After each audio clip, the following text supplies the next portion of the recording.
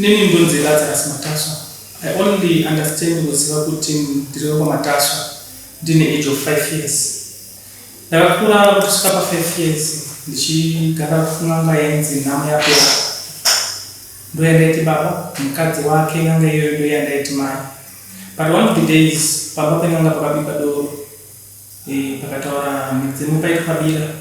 Ndo pakabuda chiporofiti kana kushoperwa kwangu. Inini ndakanga ndisiri mwana mumusha imomo. That's when I started to know my life. Saka n'anga yakabvunzwa kana pakutaurwa zvinhu mumusha meN'anga ndo pakataurwa kuti inini ndiri kwaMataswa. Zvaireva kuti inini pandiri pane zvinhu zvakanga zvakaiswa pandiri nevanhu vekwaMataswa. Zvakakanganisa n'anga iyi kuti inge ichishopera zvakanaka kana kuti igara zvakanaka mumusha mayo.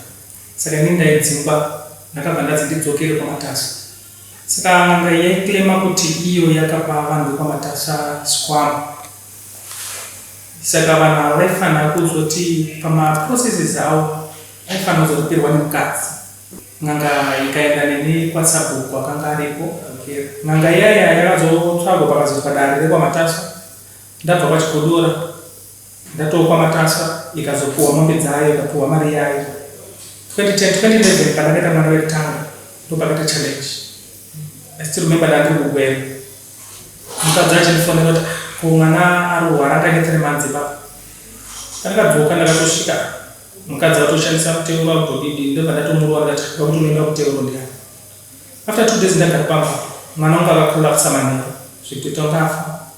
Satani ndakaenda hospital ndodonga akabata no baba mimi ende maso izvi zviri kurwadza mwana izvi ende mumbonzwa maso emunhu kuti sei.